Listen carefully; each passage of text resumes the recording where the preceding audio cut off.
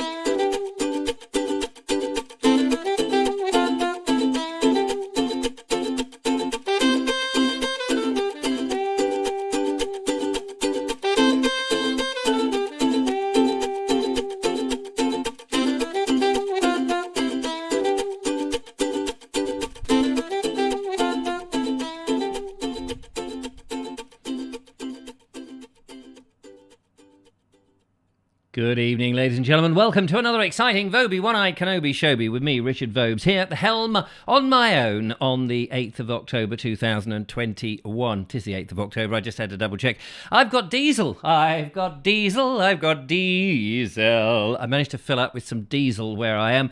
How is the fuel crisis going with you? Have you managed to get the petrol that you need or the diesel you require? Or have you managed to use some other type of fuel, maybe methylated spirits, pink paraffin, tractor fuel, I don't know what. Tell me what you're using. Or have you resorted to other forms of transport? Are you travelling on a bus for the very first time, or a train, or have you taken to pedal power?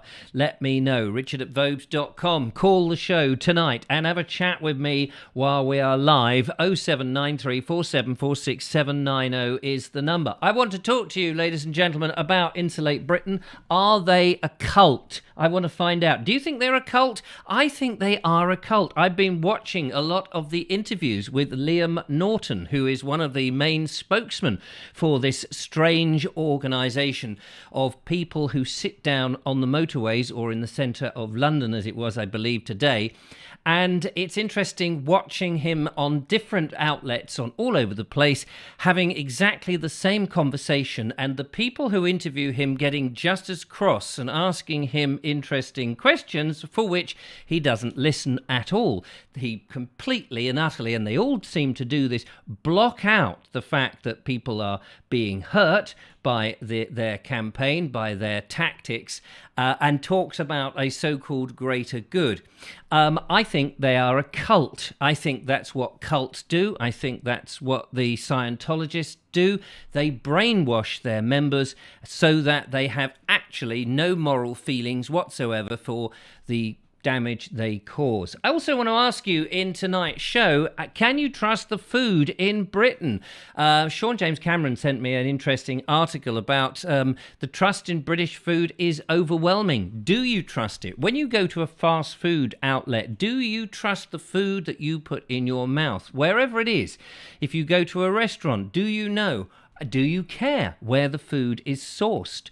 Do you make a special point of asking, is the food local? Where is it being grown? Has it come from abroad? What is the situation?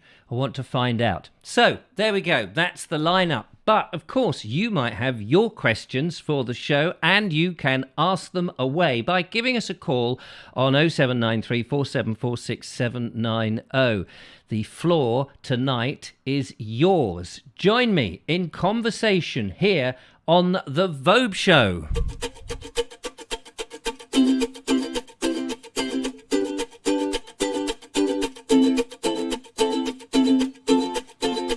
So tonight we have one video from Bernie. I had some submissions from other people, but please, please, please don't just send video of any old stuff. It needs to have some sort of relevance to either the show or its own self, like a bit of narration on there or a bit of commentary or something to explains what it was about. I've had a couple of videos that came in and it could have been just out of a car window and you just think, I don't really know what it's about. I really can't share that. So I want to sort of up the ante a little bit. I'm not asking for much, but if you do send stuff in, it would be great. We have got some pictures from Alan Sandell about Ashted Common with the explanation that Facebook is continually kicking him out. I don't know why that would be, but have you been kicked out of Facebook? Have you lost a contact with social media? Have you found that you've gone back to Hotmail or MSN Messenger or one of those things from the past and you think, actually, I'd like to use that service, only to find you don't know what your password is or that they no longer recognize you? Do you use something different than the mainstream type of email accounts like Proton Mail or all these other sort of things? Yahoo Mail, I think, is one. Hotmail was another one. Are these things in existence? Or what do you use? Do you rely on the Microsoft or the Gmail? I don't know what the iPhones people use. They probably have something, Macintosh Mail or something, which is handy if it gets wet. Do let me know. Chat to me in the comments. Give us a call on 07934747, whatever the number is. It's on the screen. And give me a call this evening. Otherwise, it's going to be a lonely evening. I want to hear about it. Have you found another type of fuel? Let's have a look at some of the comments. Station Master's Choice says, I got some diesel, then promptly had a brain freeze. Oh, just remembered, he says, I just remembered my PIN. So after 3 times, I locked my PIN. Now I owe Sainsbury's £40. I once was in a Shropshire, it's in Shrewsbury, or Shrewsbury, depending on how you want to say the name of the town. And I filled up with petrol, but I was thinking about something else because there was something very important on my mind. I got back in the car and I drove off. And it wasn't until I think the next day that I started to think, wait a minute, I don't believe I paid for that petrol. And I rang them up and I said, I haven't paid the petrol. Said, yeah, we know. And then, sure enough, that afternoon, I got a summons from the police saying, we understand that you didn't pay the petrol. And I promised that I would pay the petrol the very next time I was up there. And actually, that was fine. And I think I had to tell the police that I'd paid, and I did have to, or did I pay it online? I can't remember. No, I walked in. I remember I walked into the station and said, because it was an Asda petrol pump. And I went to Asda and they said, no, you have to pay the money at the petrol pump. Not the pump, but at the cashier at the petrol station rather than the shop. Because although they were the same, it needed to go through their till or whatever. So the next time I was up there, which was about a week later, I managed to pay off the whatever it was, 25 quid or whatever. But fantastic to... have you ever done that? Have you ever walked away from a petrol station without paying? Or I also did the same. I'm a terrible thief, really. I did the same in a supermarket when they had their very new self-service things. I was so interested in the self-service. I was showing my dad when he was alive how easy it was to use the self-service, and I showed him how you scan the product across the thing and you put it in a bag and you scan it, and all. I was so busy showing him, and we walked out. And it was only when I got home I thought, wait a minute, that was good. I've just shown my dad how to use the self-service and I haven't paid at all. None of us had paid. So I went back in later on that day and I said, I've just used your self-service and I didn't pay. They said, yeah, we did notice actually, but because you're a regular, we thought we would challenge you the next time you came in. They knew who I was. So I said, well, I'm being honest, and I paid whatever it was. It was only about five or £10. So I did manage to pay it. So that was something, wasn't it? But it's easily done. Have you done that? And share me your story. Give us a call on 0793 4746 790 is the number. Let's say hello to a few people and see what you've been up to. Lovely Julia is out there. Daniel Watkins is there. Sean O'Brien, nice to see you. Judith, thank you very much, Judith, for coming. I know that you're going to be busy next week. Daniel Watkins, I've already said. Sean James Cameron, he says, snooker is a load of balls. I'm not quite sure what that was in connection with. Anna Jones is bidding us a good evening. It's lovely to see you. 94 people. 101, it says, watching. Thank you so much for coming. If it's the first time you've ever been here, do say hello. If you put at the Vobes Show, all in one word, the Vobes Show with an at sign at the beginning, it comes up on my screen in orange and I can see you, which is fantastic. Apologies for the adverts. We're now trying to monetize the channel a little bit to pay for some of the electricity. I've got lights blaring in my face. I've got a big television over there and I've got a monitor here and the computer and everything. And of course, it all costs a little bit of money. And because I don't do this for love, you know. Oh, no. If I did that, I'd work for the BBC. Let's see who else is there. Station Master's Choice is guessing that I've got my green jumper on. Yes, it's nice bright green tonight. Graham Whittington says, trying again. Everyone, evening one and all. First time my comment disappeared. Apologise for that, Graham. I'm sorry about that. Robert Brailsford is suggesting I'm wearing green. Kerry Baldwin is in the house. Nice to see you, Kerry. We have Michael White, Patrick Brooks, and Simon, eyes down for the full house. Yes, Genevieve Colley has also arrived and is sitting comfortably, at least I hope so, along with Ron Langley. No holding hands, please, in the dark there.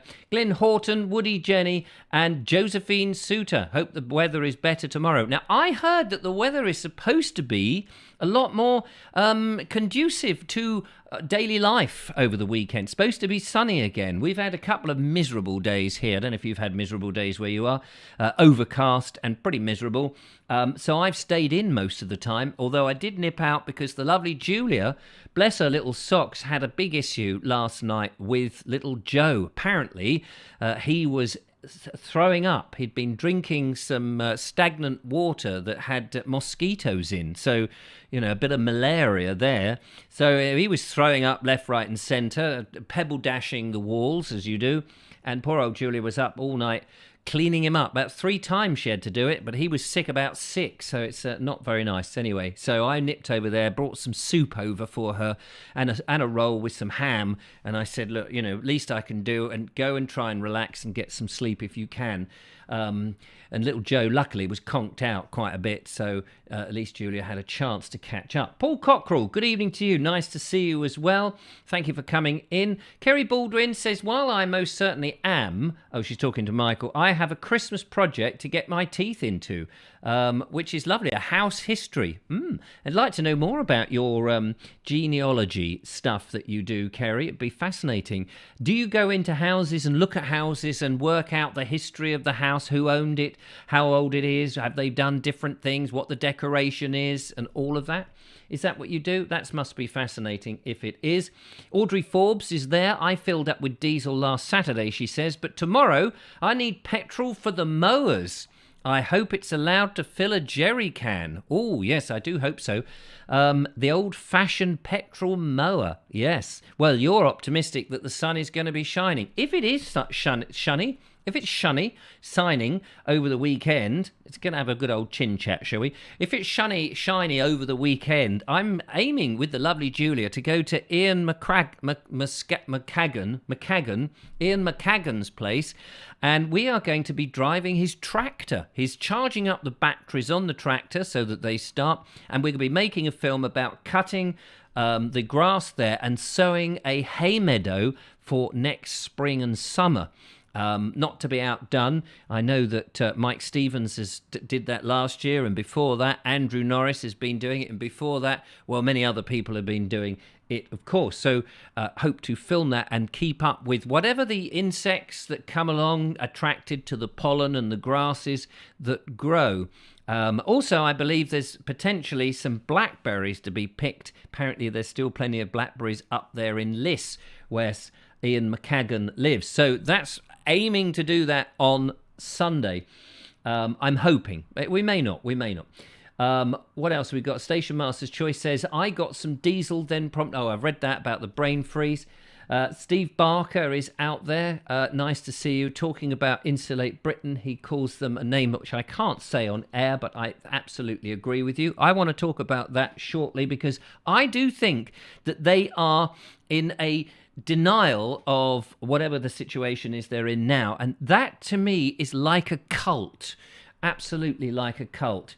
Alan Sandell, good evening. Pedal Power, new bike being delivered next week. Fantastic. We won't need Facebook or anything like that when you're on your bike. Be interested to have a picture of you on the bike to share with your Speedy Gonzales hat. We want to see that. Do send a picture in. Robert Brailsford says, my son-in-law is a bus driver and they're having problems sourcing fuel. Usual supplier has not had a delivery for a week. Now, that must be difficult on a bus if the bus doesn't get the fuel that it requires. I would have thought that they would have had a special delivery, but as you say, they're having problems. What do? Do they just not... I guess they have no choice, do they? They can't put the buses on. People are waiting at the bus stop thinking, well, this is like normal service, isn't it? There are no buses. Perhaps 6 will come at once. Andy the Collector, hello to you. Lovely to see you. Thanks for popping in. Hope he recovers quickly, says Kerry Baldwin. Not quite sure where that's... I think I jumped a bit there. Hang on, let's go back to Andy the Collector. Sometimes this just jumps, the old thing. And if I'm too far back, I think it tries to catch up, the old chat thing. Let's hang on. I've got to go. Oh yes, there we go. I am actually quite far back in the chat, so apologies for that. So yeah, Andy the Collector, hello to you. Sean Buttermore, hello to you. Sean Taylor, nice to see you. Robert Morsley, nice to see you. Thanks for coming in. Mr. Mocky, I use a thing called ICQ. It's a long one. ICQ. What the hell is ICQ? What do you use it for? Is it iSeek you? Is it a messenger service? I'm just going on that because it sounds like I seek you. I look for you. Is that ICQ? Or is it or is it something that you use when you go to a petrol station and you have to wait, so you just turn everybody into a frozen lump so that line of people is an ICQ? A cold... yeah, see what I did there? Took a bit of time, didn't it? Sean James Cameron, he says, I've gone back to using pigeon mail. That's good. Who writes letters? I'd be fascinated to know if people still write letters. Do you write letters? Is that the way that you get attention now? If you've got a complaint, there's no point emailing anybody anymore, is there? Do you actually then just take pen to paper and vent your frustration that way? Does that make a difference? Have you tried it? Or does it just end up in the bin with no reply because people can't be bothered to reply to you? Or do you get an email back if you write a letter? so that you know what is the response to the handwritten letter, or do you type it? Who types a letter these days? Greetings from the dark, damp West Cork. Hello, John Foster. Lovely to have a communication with you by email. He said that vobeshow.com was not working. Can anybody go out there and verify that my vobes.com web page is working? It's working for me, and I know that my host, they emailed me, my server host, they said they were changing it to a new server, so some of the links would be down, but they should all be up and running. I wonder if it's your cache, not your cache from your wallet, but your cache as in the memory cache that's held temporarily in the computer. It will eventually clear and it should be all right. Francis Brooks says, I use Tutanola email. I know that's not how it's pronounced, but I'm just going phonetically. Tutanola email. Never heard of that one. Is it good? Is it reliable? Is it private? Audrey Forbes says it was very nice of them. Bernie. Mr. Mocky says iMessage on a real phone. What does that mean? Do you mean you phone people up? Michael White says, I've been warned by Facebook about my content after I debunked the Dune Goblin. Yes. They have if they want to be a publisher and start censoring things, that's one thing. Then, therefore, they should understand certain rules of publishing that the newspapers have to be under, i.e., whatever the union or whatever the body is like, the one that the television have, whatever it's called, the Ofcom. Is it Ofcom? Then they should do that. But if they are just a platform in which people can express their ideas in a democratic society, then surely, if you want to say whatever you like about someone, as long as it's not slander, then or inciting violence, then surely you should be able to have an opinion. Whether people agree with your opinion is a different thing. I've had that happen during the Brexit, I think it was, when I put a post up and they said this was not true. And I thought, how do you know? How do you know? Who's checking the fact checkers? Some of the fact checkers facts are not checked, I don't think. Alan Sandell says, setting up my own website. Good luck with that. There's plenty of these places out and about, aren't there, that you can, they say, for 5 minutes you pay a $5 and you can have your website up and running. What do you rate those like? Are they worth doing? We have also out there Bonnie, who says, I lost my NTL email login and the rescue email was my work email. That no longer exists. Ah, yes. You see, we've got to keep up to date, haven't we? Because if you suddenly lose your job, you may have used that as a reference for something else. What do? Is it a thing that it is too easy to set up anonymous emails? Should that be a case? If you set up a YouTube account or a Facebook account or any of these things, do you think, as other people have suggested to me, that we should use passports? Something that absolutely identifies you so that you can't set up Facebook accounts, YouTube accounts, Instagram accounts, and TikTok accounts, not that I really know what TikTok is these days, or any of these things, and be anonymous. Do you think that that is something that it should be traceable to a person very easily, should something go awry? It might be useful. Mike Stevens, hello to you. He says, I use Proton Mail, much more secure, and I have better privacy. But how do you know? I mean, I know that people say these things are private and what have you, but how do you actually know that? Or do we? Or do we have just blind faith? I think we have to take a lot on blind faith, don't we? I mean, also, who's going to be interested anyway in somebody else's email unless that you have something of relevance? I can understand. I mean, I have a small presence online, but it's very small in the great scheme of things. It's not like I'm a minister of the government, in which and nothing I say is really of any interest to anybody other than in the moment and part of entertaining people. But I'm not really trying to change the world and influence people in the way that the Doom Goblin is. At least I don't think that. But you might disagree. Robert Brailsford says we still use Pigeon Post in Somerset, faster and cheaper. I wonder how much it is to keep a pigeon these days. What else have we got there? Colonel Craig Ratty says I use Micro Microsoft Outlook. I stopped using Microsoft Outlook many years ago and actually did switch over to Google when somebody else was helping me set up my IT empire. Very nice Jeff Mahoney, who set things up. And actually, sometimes, even now, when I have few problems, I go back to Jeff and say, Jeff, sorry to annoy you. I need a bit of help here. And he's very kind. He sets aside his life and comes to my rescue. He's a very nice bloke. We all need friends in IT, don't we? Used to be people in high places. Now we just need friends to get us back on again. Online, I mean. So I don't know what the benefits are. I know that a lot of things like Outlook now charge, and they're very clever, aren't they? They charge by the month.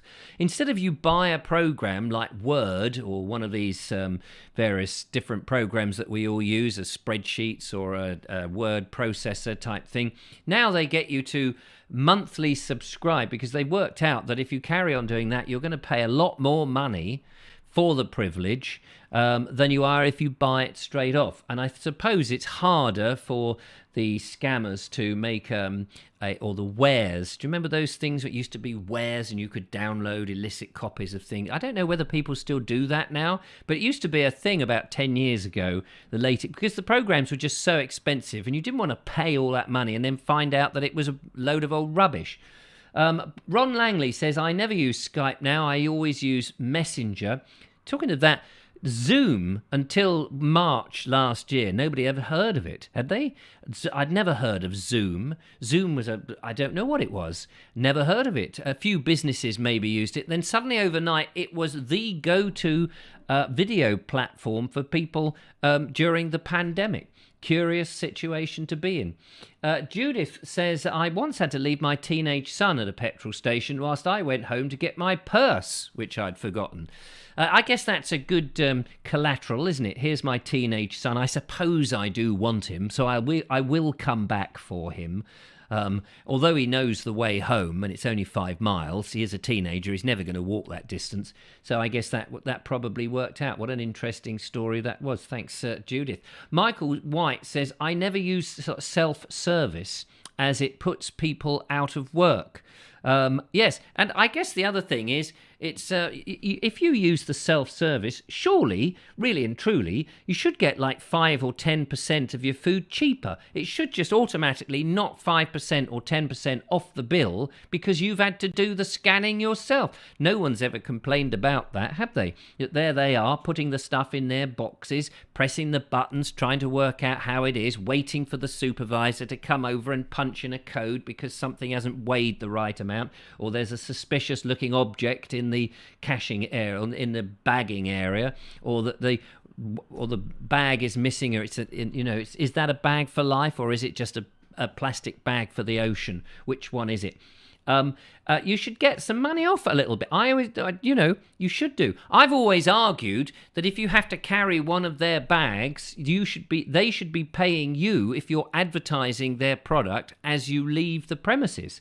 I mean, it was the same thing with, I did a promotion, I'm sure I've said this before, for Giorgio Armani up in London.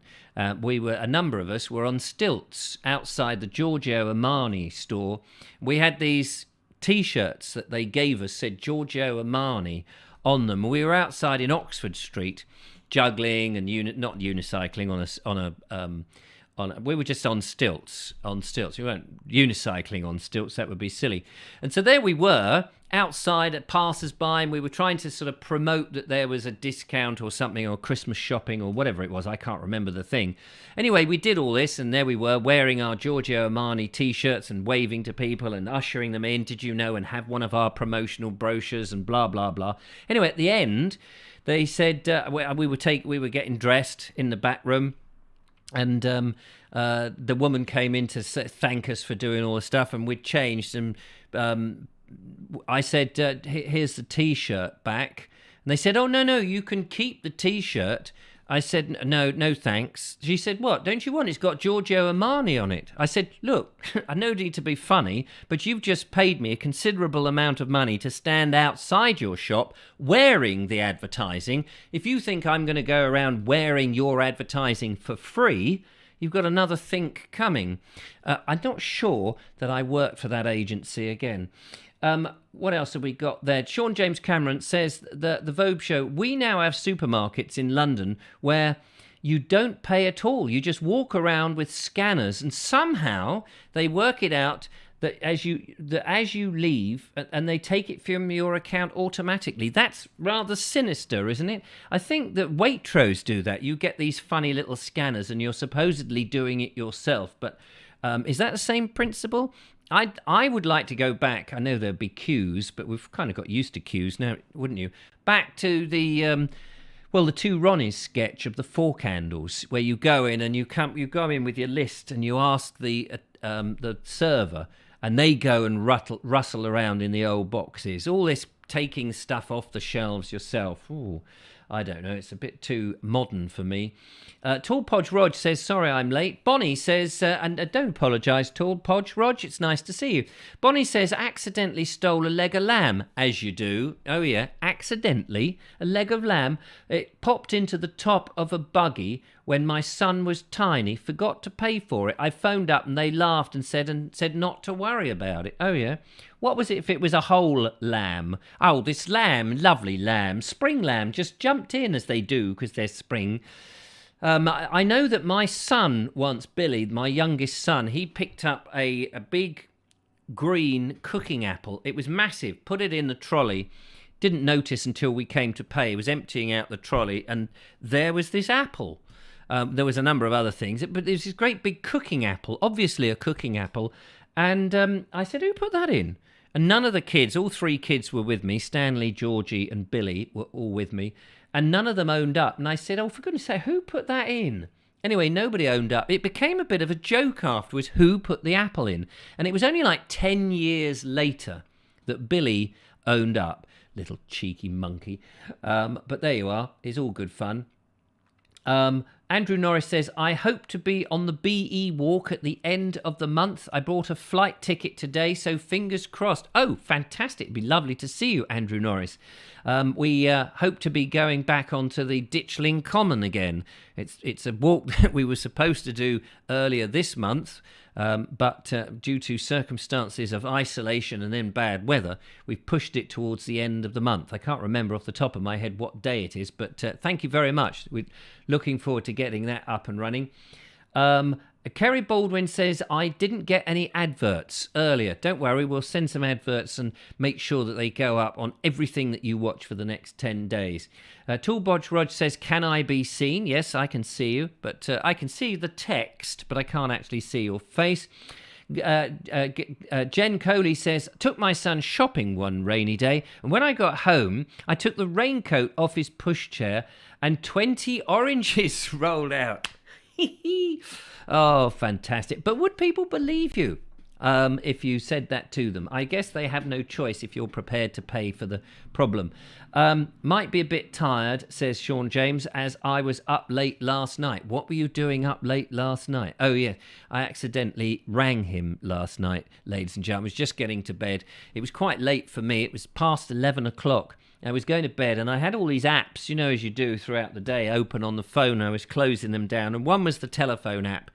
And I accidentally pressed the wrong button, and before I knew it, I was ringing somebody. And I thought, oh, golly, I'm ringing Sean James Cameron. Turn it off quickly.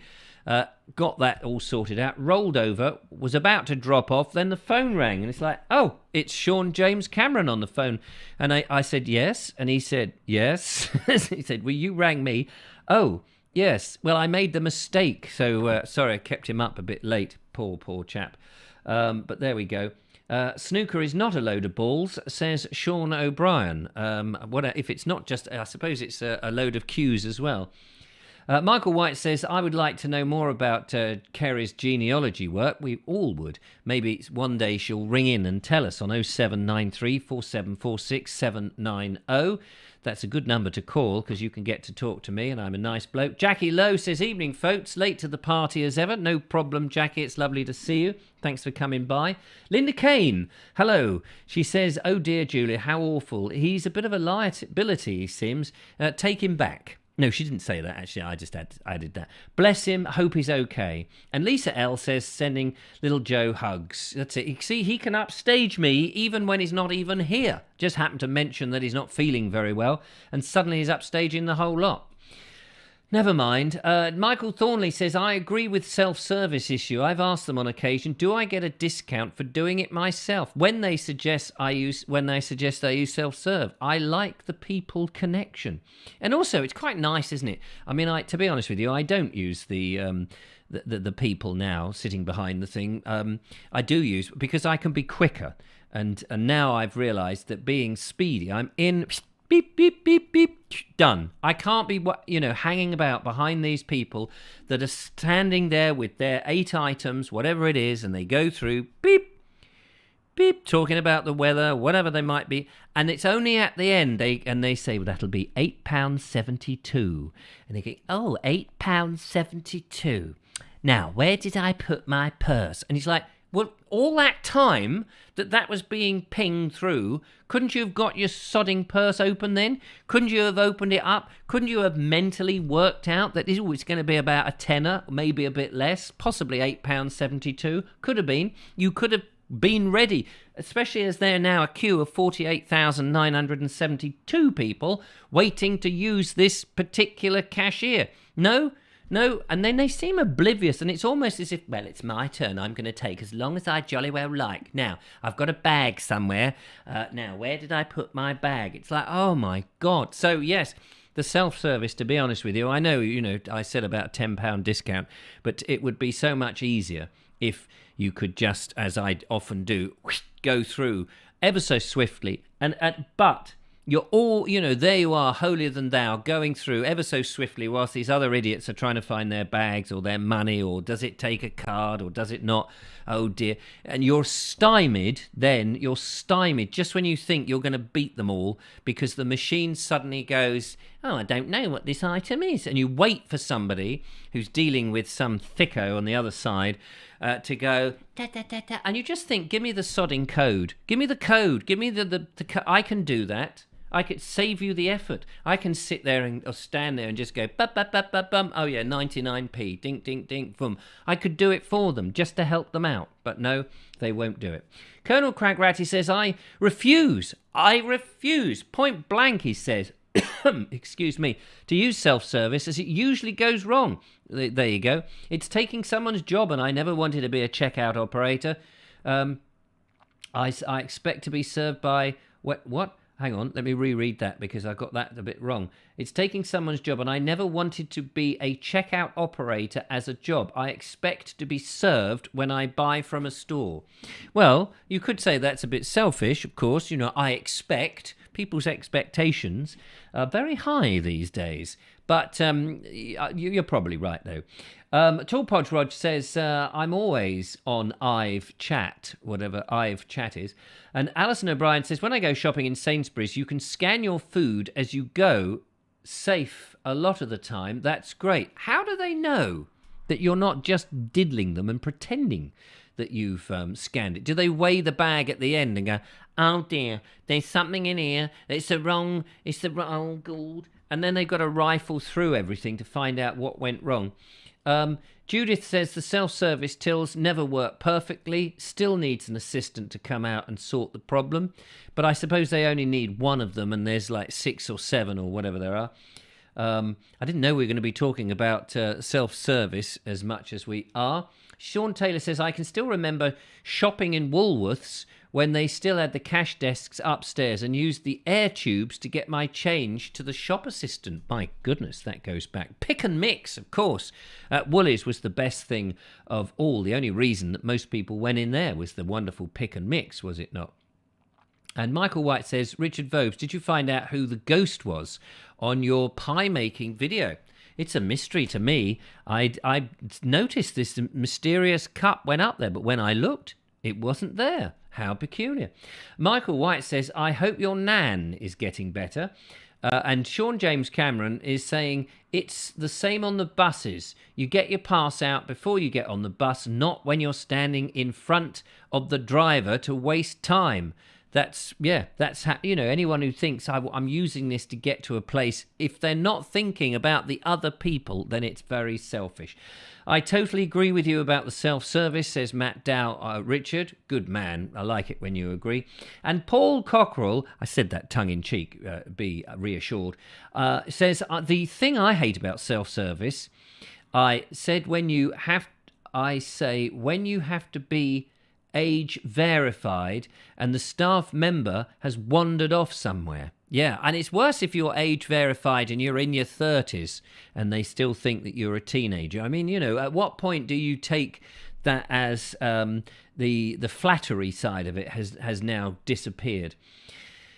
Station Master's Choice says, I always shop in Asda at 7 o'clock in the morning on Fridays. I use the self-checkout, but the two ladies who assist always come up for a chat, and there is a few of us old farts who are regular, a bit like a shop.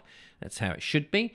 And Audrey says that at the petrol station, the person who's just paid has gone back to the car, takes ages to put on the seatbelt and getting settled before driving off.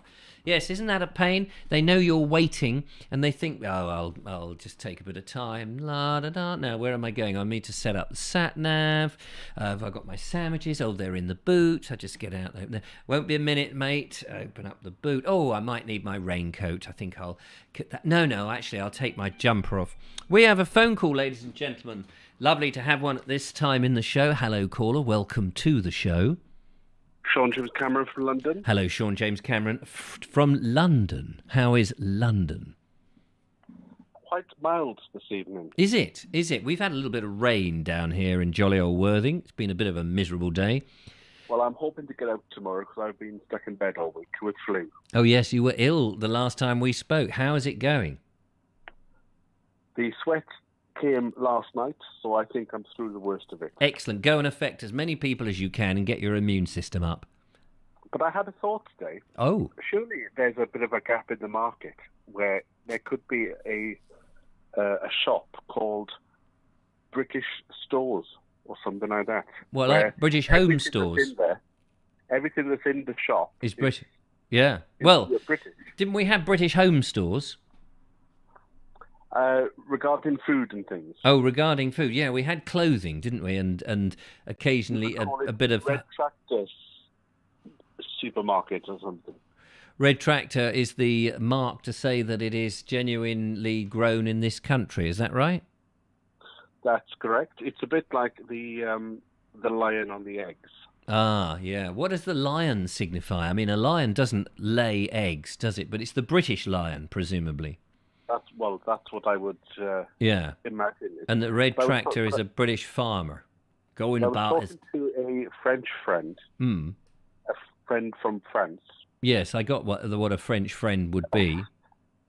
Well, sometimes they're a bit of a French fancy, but let's not go down that road. No, let's not have all the cream. But out in France, there's a culture of they don't mind paying a bit more because they know it's quality food. So you're saying is they pay more because they want to have better food. But we can do that, can we not, with organic? We've got the choice to pay more if we want to, but many people, of course, can't afford to. Well, I always get a bit dubious when you see these things in the supermarket where it's like £2.50 for a chicken. It just seems so cheap. Yes. There must be something wrong with it. So cheap, but also, I mean, what sacrifice has that chicken made that its life is only valued at £2.50? Exactly. I mean, I think that's the people look at the prices, don't they? They look at the prices and go, oh yeah, £2.50, I'll pay that for a polystyrene thing with a bit of white something and a bit of polythene over the top.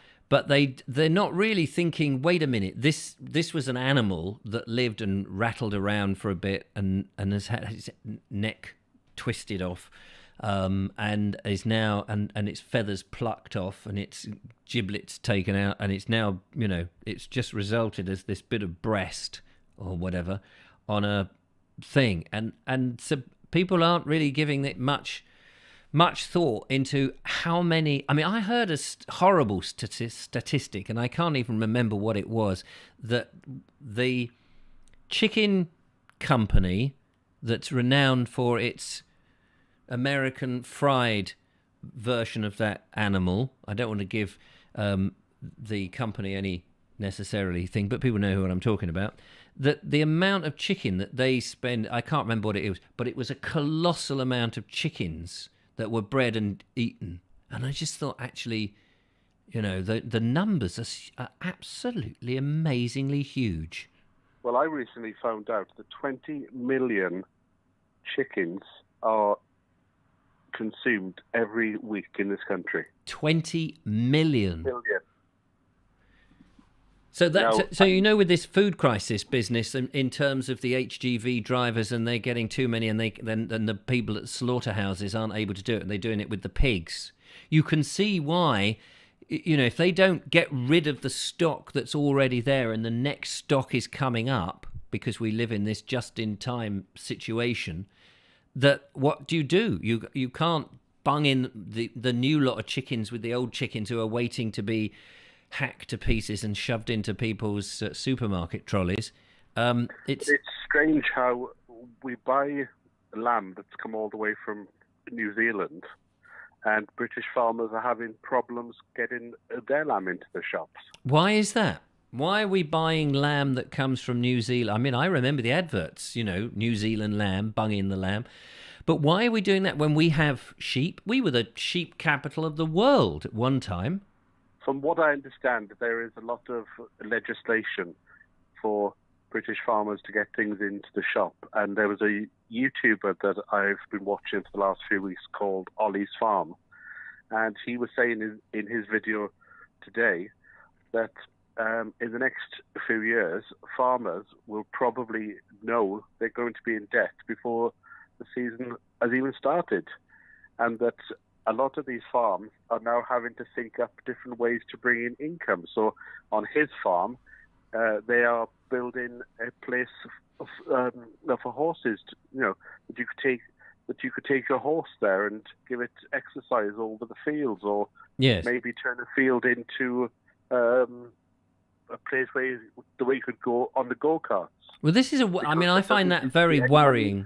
I find that a very worrying development, that a farm, especially in England, with how many people have we got? 68 million people in this country. That we need as many farms as we can, producing food as often as we can, so we don't have to rely on it being imported. But instead, that land is either being changed from being there for food to either grow on it or graze on it. Is being turned into to be built on, or another purpose, camping or office space, or, as you say, whatever, horse grazing. I find that a huge worry for temporary problems, because once you've had that temporary problem is solved, to quote Inspector Clouseau, once that has been solved, then you've no longer got that land again. Well, there are 67.22 million people in this country. 67? And when they're doing these trade deals now with all these people around the world, I would imagine food is probably going to be in that trade. So they'll say, right, well, we'll buy your chickens and we'll take them halfway across the world. It is an absurdity, isn't it? I mean, this is why I keep harping. I mean, why I seem to be a lone voice in this.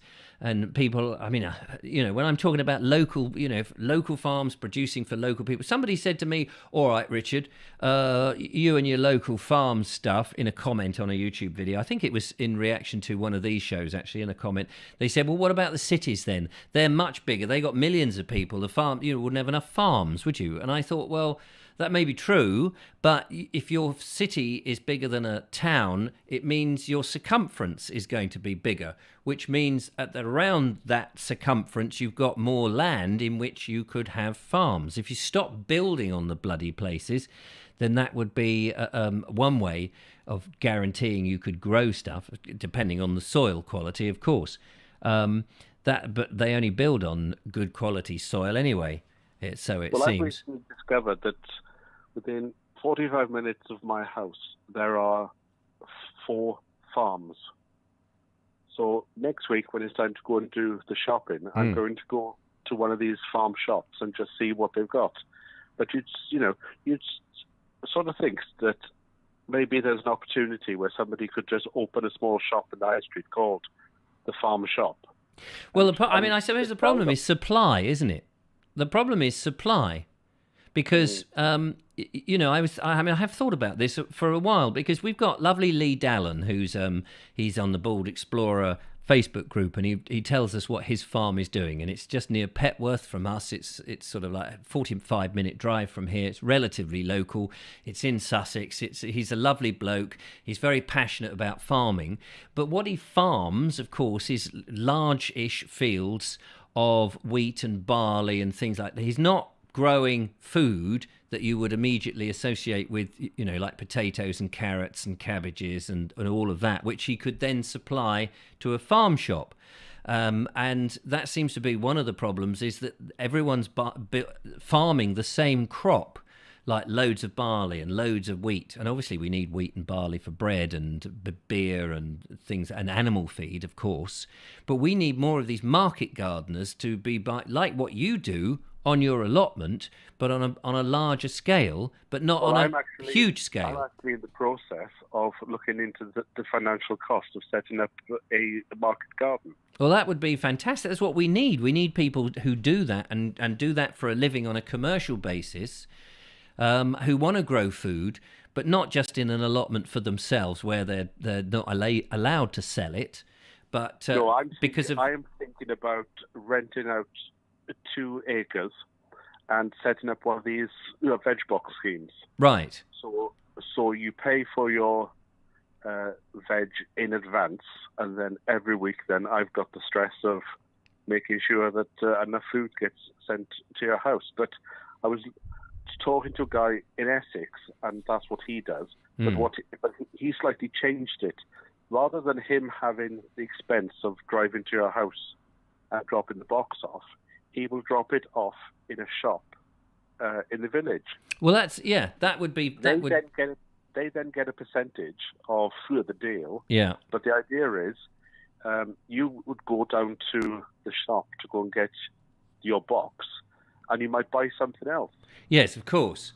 But I thought during the pandemic, I had this idea when everyone was locked down, and I don't know why we don't do this anyway. Do you remember milk floats?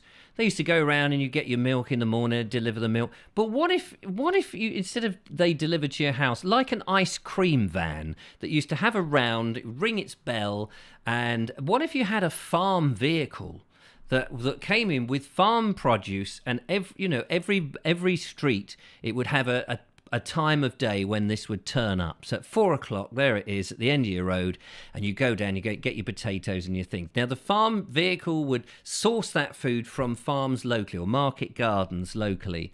And if you had you see, what we don't have is the infrastructure anymore. We don't have the ability to go, we don't have enough farm shops.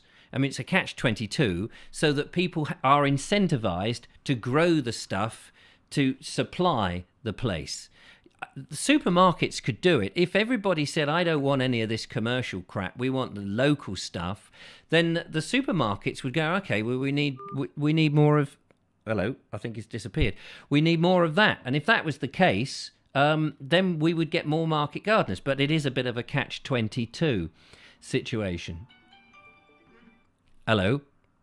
Sorry about that. I don't know what I did then. I don't know what you did. But anyway, we were coming to the end of the conversation, to be honest with you.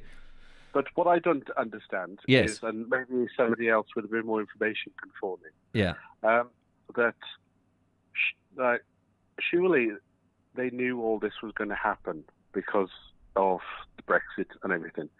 But there doesn't seem to have been any planning for the last 3 or 4 years. Well, there doesn't seem to be any planning at all. Whereas I thought if they would say 2 or 3 fields that the farmers were being paid just to keep them as fields for the wildlife, then surely somebody would have said 4 years ago, right, we'll be needing more potatoes once we start to be self-sufficient. Put some potatoes in. Yes. But maybe there's some legislation that it's... well, we've been in the bloody EU for 40 years, and who knows what horrible tie-ups that is. I'm hoping that Brexit is going to mean that we can do a lot more for ourselves. And I think you're right. The set-aside stuff where farmers were paid to set aside their land and just let it grow. Now, there's an argument for wildflowers. I've got you that for the insects.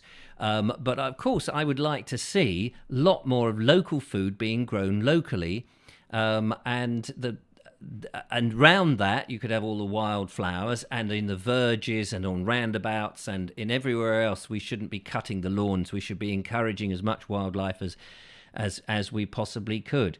I'm hoping that with Brexit that we have made that break, that it is actually going to be in our favour. Brainwash Chris says, get Brexit done, that was all that mattered. Well, you've got to give this time. It doesn't just happen like that. Brexit comes one day and everything's perfect. I mean that's ridiculous.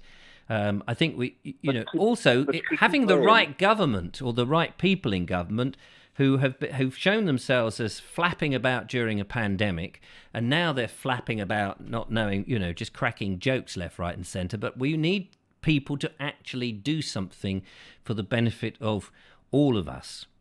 But do the people need to take responsibility as well? Because in one of your videos recently, the windmill guy said that last year, all of a sudden, they were hot property. Yes. Everybody wanted to get the flour. But I would imagine now, if you go back and interview them now, they would probably say, "Oh, everybody's gone back to the supermarket." Well, of course, yes, that's right. I mean, it's the race to the bottom all the time. Whatever is easy, water flows on the easiest route, and unfortunately, a lot of people do the same. And you can't blame them if they haven't got the money and the resources or the time, and they're working ever so hard. And it's a rat race. I mean, there's a whole host of problems, of which food production is only part of it. And of course, well, I'll just say this end piece to wrap up. But I think it was a missed opportunity at the start of the COVID. There could have been a really big push to get people healthy. Oh, I agree. I've said that many times. I agree. More money in people being ill. They've frightened everybody to remain indoors and be ill, and they've not encouraged people to be well and eat the right things. And people were just beginning to go, where can I get, instead of go to the supermarket, because I don't want to rub shoulders with everybody. Where's the farm shops? Oh, blow me, there isn't any. And it's such a shame we had that opportunity to turn that round. Anyway, thanks, Sean. Good to talk to you. Take care. So there we go. That is that's talking about the food problem. What do you think about that? Michael White says Poland will be the next country to leave the EU. Let's hope so. I don't know why people want to stay in there, but it's entirely up to them. You can order from farm produce online, says Bonnie, and I guess it depends how far away the farm is that's got the stuff that you want. I know that Riverford offer that service. They're right over in Devon. I think there's another company that does something big. It's quite expensive to do that. Linda Kane says, I use Oddbox. That's not a character from a James Bond film. That is not organic, but they rescue fruit and veg that would otherwise have gone to landfill. That doesn't give me an image that's, there's the lorry going along, bouncing about towards the tip, and there's some herb in there going, there's a reasonable one. Oh no, it's too late, we're here. Yeah, I'll take that bag down to Linda. She'll like those. In the UK alone, over 3 million tonnes of fruit and veg are wasted before they even leave the farm. I mean, that is half the problem. Also, the supermarkets have made us incredibly precious, haven't they? We now look at stuff, and if they're slightly damaged, if we've been trained to have the most perfect fruit and veg, instead of picking up that Morrison's do, the wonky veg, which I always pick up. I don't care if it looks a little bit rough. It's how it's grown, what's in it, and how it tastes that's important, not the aesthetic. But we have become a little precious about how we buy our fruit and veg these days. And as a result, of course, it does seem that the report that we looked at the other day was suggesting that there are all these pesticides and fungicides and goodness knows what, suicides are in them, that we're paying with our lives on that, because that's what's giving us cancers and all sorts of other horrible things, because of all these things in order to make the vegetables look brilliant and much better than they would actually grow in reality if they weren't being given all this special chemical treatment. Robert Maudsley says, can you get me some honey seeds? No, I don't know where to get honey seeds from. I think you need bees for that. Leonard Smith says that they didn't do anything for Brexit because they didn't think it would happen. Yes, you see, there we go. They were slightly shocked that the British public, or at least the majority of them, only just, but they did, spoke, and they wanted to see democratic stuff done. And we are a democracy, and it was right that we followed it through, because the vote went that way. No matter how much people moan about it, we voted for it. It had to be done. Otherwise, it makes a mockery of having any kind of democracy at all. Simon says, dig for Britain. The Vintage News says, keep buggering on.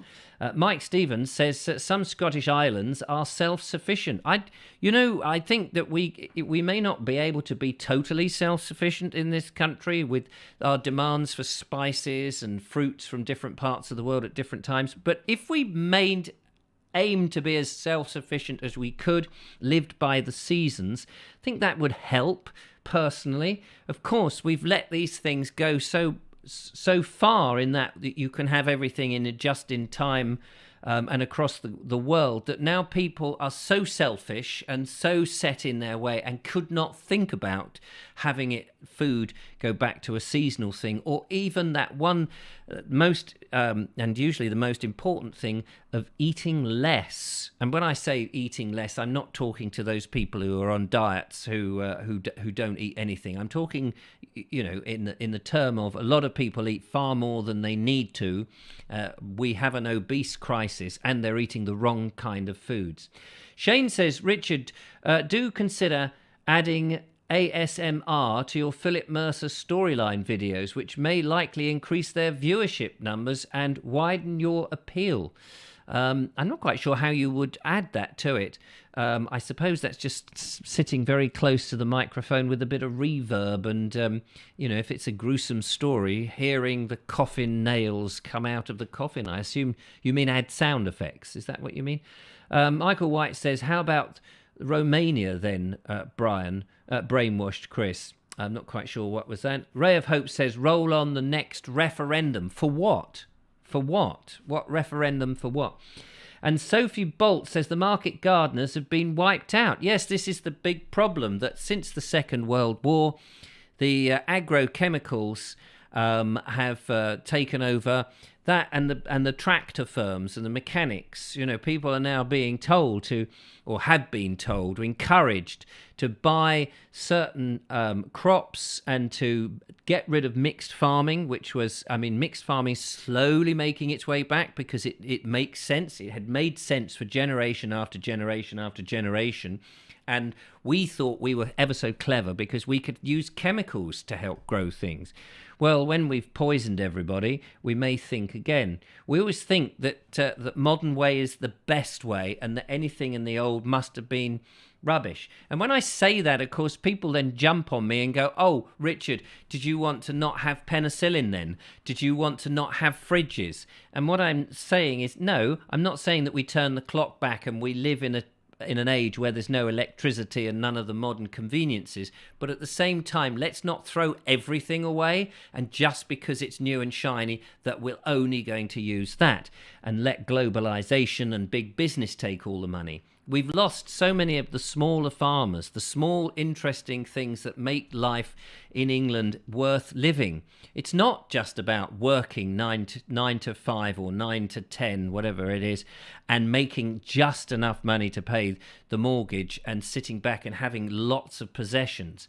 And it takes, I think, time for people to get to that conclusion that all the shiny things that we magpies think that we want is not actually satisfying us at all. But everyone has to get there, I appreciate, at their own time. And often many people don't get there at all. Has anyone else used hot water bottles? Yes, I use hot water bottles all the time. Nothing wrong with those, especially if you heat the water up on your Essie. Somehow it seems just a little bit more wonderful. It's 9 o'clock here in the UK. Hope you've tuned in and are enjoying the show. Do give us a thumbs up as we go. I want to talk about Insulate Britain in a moment. Are they a cult? Have you heard one of the spokesmen, Liam Norton, talking? And what do you think about them now that they've been around for about 3 weeks? Has it changed your mind? Are you in their tactics? Before we get to any of that, though, it's time for a video. And Bernie is out there, and he is this time at Breed Bridge. Let's find out what Bernie's doing at Breed Bridge. Now, what of the River Breed? Well, I've spoken several times in videos about the Great Storm of 1287, and it had a far-reaching effect on the whole of this area. In actual fact, they built a great dam, which they called the Dam, across the Breed Valley from Micklesham to what is now Float Farm. And that was over 1,000 yards long, excuse me, with a sluice gate in the middle to allow for navigation. Now, when are we going now? We're coming back now, 15th century sometime. It was decided that to help the navigation of the River Breed, it would be dredged out, rebuilt, and a completely new navigation channel was built, which involved the knocking down of the dam. And this new channel was something like 165 yards wide. I mean, that's 500 foot nearly. Can you imagine it? Which would almost take up the whole of this flat area. I don't know whether that wide channel came quite this far up. It certainly was about 5 miles long, I know that much. But as I say, I don't think the flow of the Breed was ever strong enough to really prevent silting up, and I guess over the years that's what happened. I don't think these flood banks have been here since the 15th or 16th century or later. I have a feeling that a lot of this was done after the 1960 floods, consequential with the normal sort of water management levels. There's sluices all over the place now, there's drainage ditches all over the place now. And where the river is silted up, it's been reduced to very much smaller than it used to be. But this is how it is today. And yes, it can flood. I've been over this bridge and you can't see the fields here because they're just covered in water. But the bridge itself, now, if you read Wikipedia, you can't always rely 100% on Wikipedia, but it's generally fairly reliable, and at least it will give you a clue where you can go to do other research. But Wikipedia says this bridge was rebuilt in the 1940s by the military so that they could take tanks across it. Well, I'm sorry, I don't go with that, and I'll tell you the reason why. Because I can remember coming across here in the 1950s, late 50s, on a bus, and it was a humpback bridge. And there are others of my generation who also remember travelling across here when it was a humpback bridge. And if you look at the style of fencing on there, and you recall my visit south of the Oxney, Blackwall Bridge, New Bridge, all these bridges seem to have been redone in the 1960s to a similar design, probably as part of the flood controls. And so I'm sorry, but I can quite believe the military built a bridge here. They probably built a Bailey Bridge, but they certainly didn't build this bridge. The controversy of Breed Bridge. Oh, we look forward to the next one. Thank you so much, Bernie. Very interesting to see your video and, of course, to rely on your own memory rather than Wikipedia. How many people do rely on Wikipedia and go there for their knowledge? And is it as easy as it used to be to change Wikipedia? It seems that there's an army of people now that you have to get through in order to make the changes that you once used to do. Lovely stuff. Good to see the video. Thank you very much. If you'd like to contribute to the show by sending in a video, you'd be very welcome, of course. It's nice if you can either show us yourself or, as Bernie does, give us a commentary as you do it. So it is so we're able to sort of watch it and understand what the video is about, so it stands on its own, because I don't always have time to read up about every last part of it. Okay, going to move on a little bit now. Before we get on to Insulate Britain, and I would like to have a brief chat about that and see what you think about that, because I'm incensed by the lack of response and compassion that they seem to have. I believe that a gentleman died in a hospital, in a, what do you call a hospital vehicle, the ambulance, on the way because they couldn't get to hospital, and the caller watched his father die in the ambulance because it couldn't get through because of Insulate Britain sitting there. And when it was put to Liam Norton, who seems to be the ringleader, I don't know if he is, the spokesman, absolutely no compassion. All he sort of says is, well, I'm sorry, but we're in this difficult situation. I want to talk about that in a moment, but before we get to that, Alan Sandell sent in some lovely pictures, and I just thought we would show those. Ashstead Common is where he's been. Facebook, he says, have abandoned me, pleb that I am. So I thought I'd send you some pictures from today's ramble. Good that you've managed to get out and have a ramble. And he says if you can flash them on the show, that would be great. So the first ones that he's sent me, now I hope they come out in order, because sometimes it doesn't. We've got 5 pictures. The first two are jungles of woody nightshade. The RSPB lists 6 birds that will eat the berries, especially in dry conditions. They didn't need them this summer. And number 3, surprised to find there are still some juicy blackberries. I decided it's a universal law that whatever your distance of reach is, the best berries are just beyond it. I think you're probably right. And the last 3 pictures that we will see, he says, I stumbled by chance on our veteran tree walk. They are not strictly ancient, though the wood itself is. They're just a bit bashed about by the elements, but they look ancient. So let's have a look at these pictures that he's sent in. And of course, you'll be very welcome to send in your pictures with an explanation, and we can share them on the show. So here we go. These are these lovely red berries, and you do see them out and about. Some blackberries there. They look very delicious, don't they? And I'm guessing these are the trees. They look old. Looks like a nice old oak tree there. Look at that beautiful bark on it all the way, and a bit of dying off bracken by the looks of things, and a bit of an undergrowth. There seems another oak that's had a nasty split. And what have we got here? Another oak.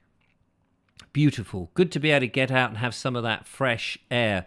Thank you very much. I hope I showed them all there. I've got a feeling I may have missed one out, but apologies for that. Lovely to see those. Bonnie says, are my Chelsea flower shows still archived? Yes, I'm afraid they are. I will get to them when I found the email. It's probably in deep somewhere in there. I need to find them. I have to get them fairly prepped up for the show and know that I'm going to show them. So sorry about that, Bonnie. Insulate Britain. Yes, I've been watching some of that this evening because I was very incensed by by the lack of compassion for these people. And after watching a few interviews with this particular ringleader, and although I'd watched a number of them, it started to get under my skin, not because of the cause. It keeps talking about a crisis, and I keep asking to myself, wait a minute, we're all assuming that there is this crisis, but not everybody is on favour with that. Unfortunately, all the interviewers say, no, I agree that there's a crisis of global warming. Now, I don't even subscribe to that. I know that might not come as too much of a shock to you. I don't think there is that problem with us that we need to worry about so far. I don't believe the doom goblin when she spouts all this nonsense, and I'm amazed that so many scientists have been bought into this. Now, I know that when I say this, it upsets people and it makes their toes curl, but even if I agree that there is this crisis, even if I think that insulating all the houses up and down the countryside would be a good thing, which is what they go on about, and they talk about all the people, the old people, as he always says, who are dying in their thousands in these houses because they haven't been insulated. I can't quite work out whether it's they want to insulate the houses for the purpose of the old people who can't afford to do it, or whether they want to insulate the houses to stop the carbon emissions so that we reduce our carbon footprint here in the UK when we've already down to 1% of carbon footprint on a global scale. So we've already done a hell of a lot. But if that's what we've got to do, I personally still don't even think that that is an absolute necessary thing. I think we probably need a bit more carbon dioxide so that we have more plants. We are a carbon-based life form. And I know that in the past, Linda Kane said, but what happens when there's too much? I don't think you can have too much. Not that we are able to produce. And let's face it, there's a couple of volcanoes that are erupting, shoving bucket loads of carbon dioxide into the air. So even though we can reduce it, a volcano comes along and just upsets the balance immediately. They shove out a hell of a lot more than from what we do. Anyway, these people, they all want to do it in our back of the neck of the woods. They won't go to the China embassy, or they won't go to China or these other polluting countries and try it on then. Get them to sit on the glue themselves to the tarmac at Tenement Square and see how they do it, because they know that the police are a soft touch. They know that they can sit out there and they're not going to get beaten up or washed away with water.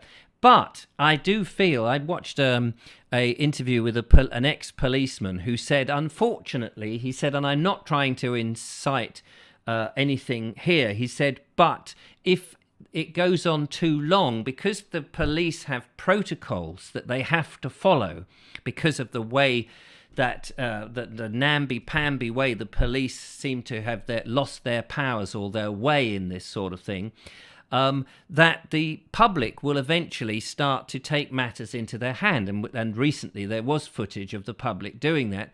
And I was watching as these paramedics were even getting out and dragging these idiots off the street, who were so brainwashed that even though that the paramedics were saying, please, can you move out the way because we have a patient that needs to get to the hospital, and they refuse, saying, but it's the bigger picture. We've all got this crisis coming on to. This is absolute hogwash. They're not worrying about the thousands of people that they've got no compassion for the here and now. People who have got cancer operations, the surgeon who tried to get to the hospital to do the operations for people who'd been waiting for 18 months or however long to have a cancer operation. They're not worried about the people here and now because they're talking about some mythological crisis that may or may not happen. So brainwashed, these people, it is obscene. And the policeman was saying that, well, people will take the matters into their own hand, and up to a point they are legally allowed to do that. That if there is an obstruction on the highway, they are, as long as it's done with, what is the phrase? It's a legal phrase, appropriate force. If it's done with appropriate force, you can remove these people from the road, he was saying. So I'm hoping that if they continue to do this, more and more people will actually use what is in their legal powers as members of society to move these idiots out of the way. And all they seem to do, their pathetic faces as they try and do all of this, is say, I'm really sorry. Well, I would like to find out who these people are. And then if any people have lost their loved ones, or they've had operations cancelled, or their kids couldn't be educated, or people have lost their money because they couldn't get to work, I would love them to be put in front of those people and say, what do you think about this? But they're so brainwashed. They seem to not care an iota for anyone else's personal grief, because they believe in this cult of the crisis and they think that they know better than anybody else. It is absolutely obscene, and something definitely needs to be done. We can't have blackmail or low-level terrorism, as what this is amounting to happen for something which they cannot prove that the crisis is actually there. Be interested in your thoughts. 0793 4746 790. I would love to have a discussion with one of those people who support what they're doing, and their tactics in particular. Even if we agree that there's a crisis, even if we say that this should be done, what they're asking for, is their tactics the right way of doing it? Does it matter that they do not seem to care whether the public are with them or not? Or they don't seem to care that life itself could be lost by the process of their tactics. What do you think? 0793 4746 790. Give me a call if you have a strong opinion. I want to hear what you think. It seems to not being stopped, and I don't understand why now, especially after the party conference in which Boris even mentioned he thinks that these, what did he call them? He had these old, I can't remember the name he called them, but he said that they should be locked up, and absolutely they should be locked up. I mean, it's the fact that they think that they are holier than thou, and they have got this little crusade for something which is, as far as we know, could be mythological. They can't prove the crisis is here or not. Where is the concrete proof? Let's have a look at some of your... Nobody's ringing in, which is, of course, a shame. But let's find out. I've got a berry like Frank Spencer, says Michael White. You're a very clever chap. Okay, I don't know what that's all about. John W. says, I see lorry drivers are now just dragging the people off the road in some areas. Quite right, too. I would, whether they've got their hands glued to the thing, I think they should just be pulled off as they are. I was watching the police diligently trying to wash away... And I understand the police have protocols that they have to abide by, but the public... if somebody's urgently got to get wherever they are, these people should not be able to do this, no matter what the cause. We live in a democracy. Otherwise, the fact that they can go about their business, whatever it is, should be not happened. And if we didn't have a democracy, what's to stop people just punching them in the face? If we didn't have a legal process, what's to stop them from just being shot and dumped in a ditch? They have the police wrapped around their fingers because they know the police are not going to bully them or pelt them with rubber bullets or use water cannon on them. And that's the only reason they did it. If the police were brutal, and I'm not suggesting that they are, but if the police were brutal and were bashing them over the head with truncheons and saying, get out of the road, I can bet you that these middle to old age people would be thinking twice about doing that tactic. But because we're a soft touch on these protesters in this way, they get away with it. Now, you're welcome to disagree with me, and I wish you would. And give me a ring on 0793 4746 790 and tell me why I'm wrong. Tell me why I shouldn't have these thoughts. Stars B says heat pumps instead of condensing boilers is the next thing in the UK. Many other countries use them already.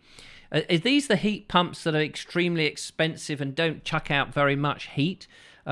Stars B, I've heard that they're not as good as the conventional boiler. Insulate Britain. Why don't they knit jumpers, says Bonnie H. I don't think that's what they're trying to do. I think just giving people jumpers if they're in a cold house. I don't think that's really the answer.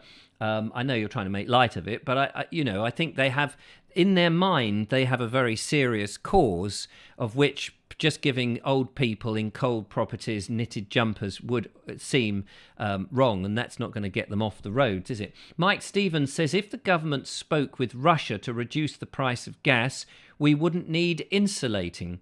Well, I guess we wouldn't need insulating. I don't think they're worried about that. Their point is that the gas is we're using the gas, too much gas, which is causing the emissions of CO2, which personally I don't think is a problem, but they think it's a problem.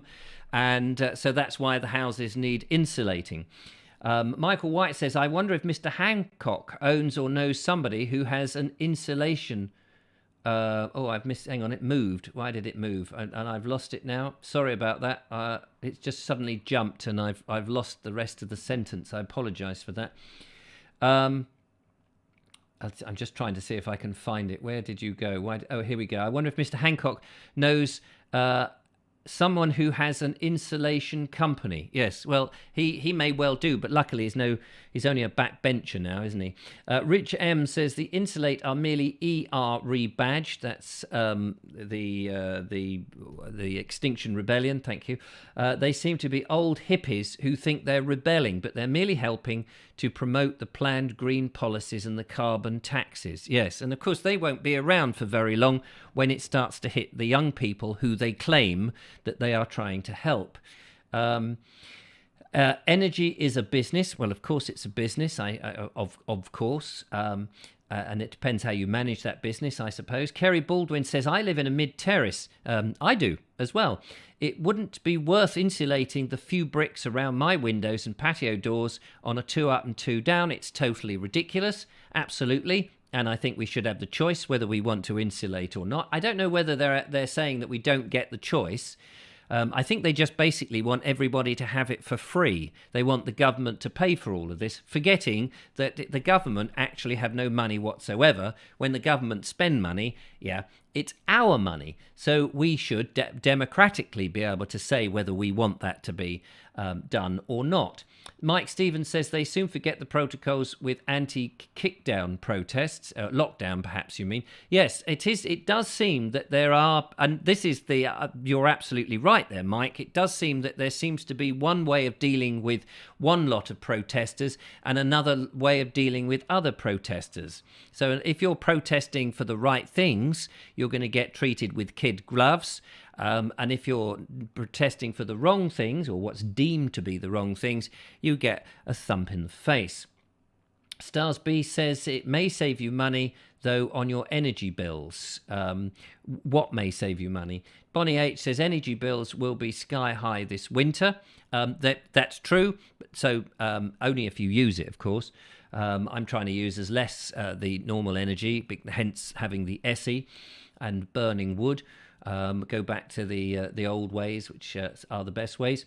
And the advantage I have, of course, is, and you may think, well, it's quite expensive doing that, but I put the money into the local economy. You see, I have a chap called John who delivers my logs. He is chopping down trees that have ash dieback, and then he stores them for a couple of years, and then he sells them. These are local trees. He is a local man. I give him my money. He gives me the logs. I burn the logs in my thing, and I heat up the water. I cook on it. I dry my clothes on it, and I warm my house. So I get all of that from the logs. And not only that, I put the carbon that the trees have secured back into the atmosphere to help more trees grow. So it's a fantastic cycle for the world and everything else. The only drawback is that it does cover my van in ash, which is a bit of a shame because I have to wash it.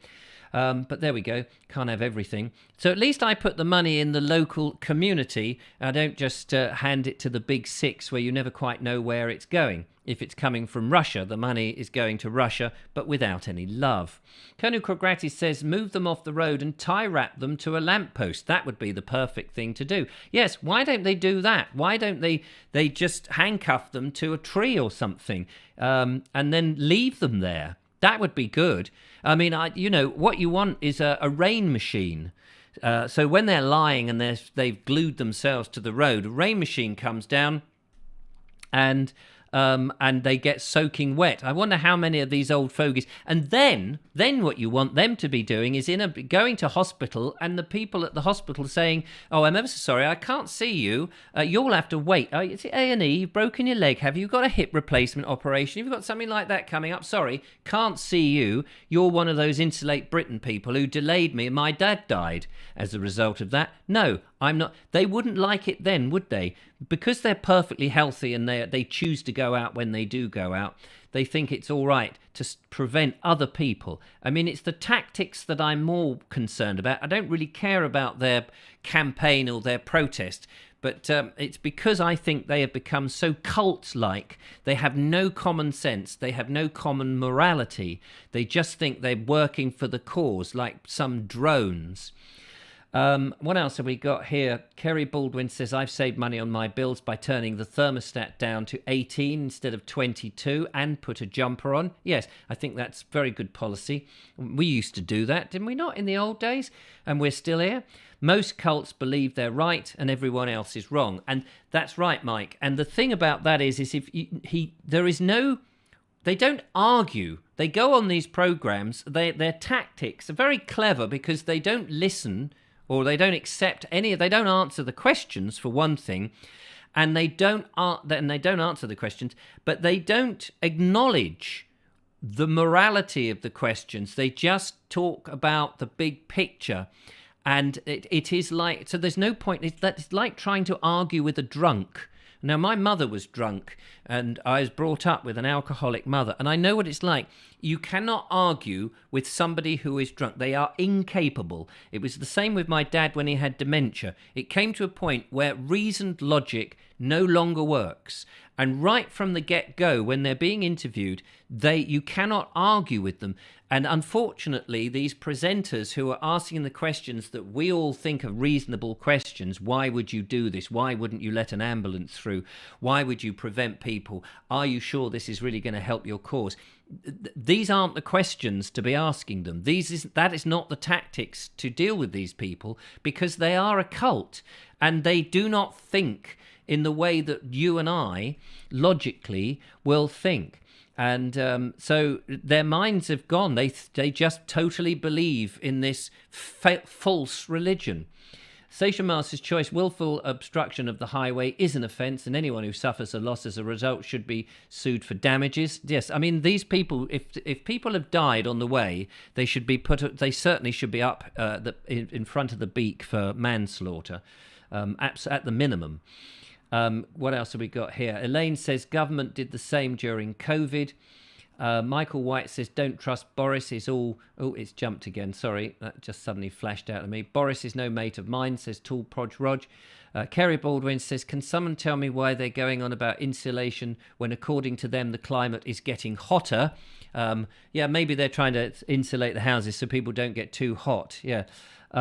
It is bonkers. Colonel Cragratty says, I thought the blocking of the public highway was an offence. Why are they not being arrested?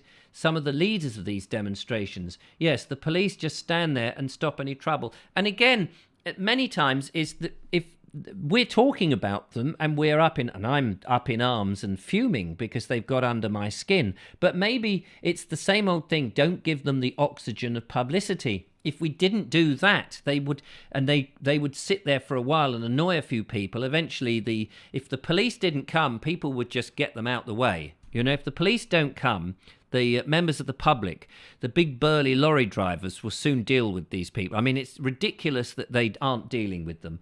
And, it only takes a few black eyes. Come into the bushes, my man. Yeah, nobody's filmed that, did they? You come out here again, you'll have a broken leg, mate.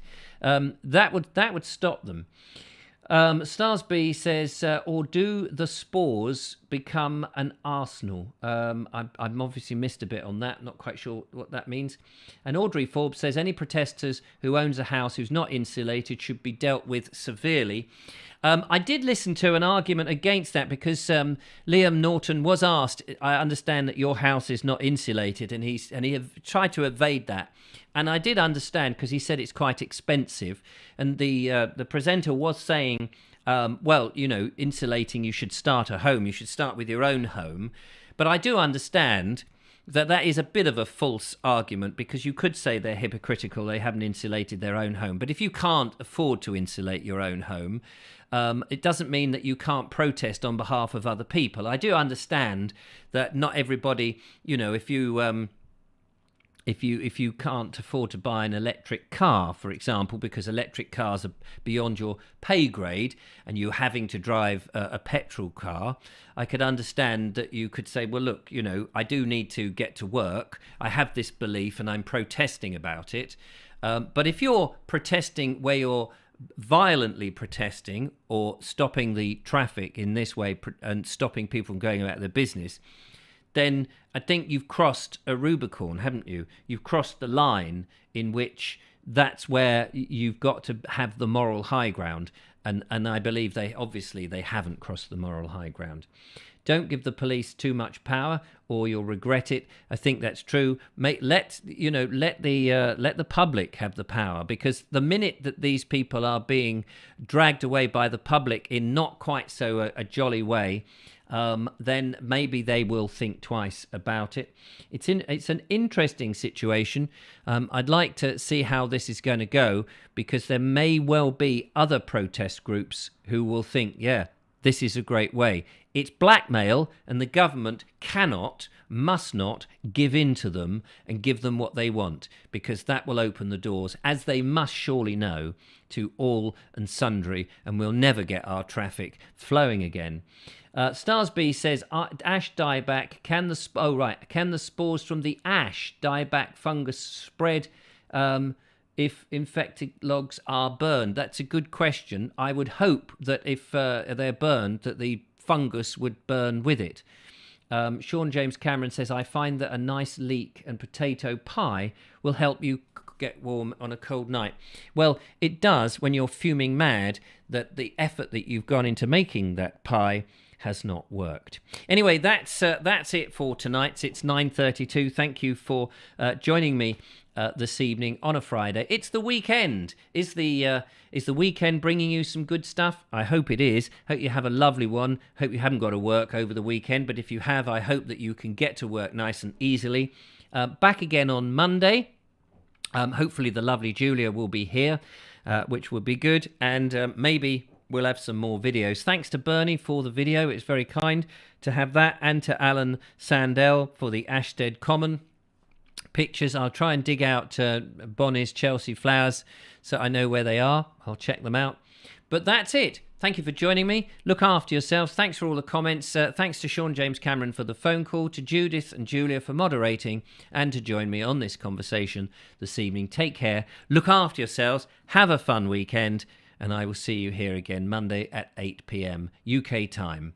Till then, bye-bye.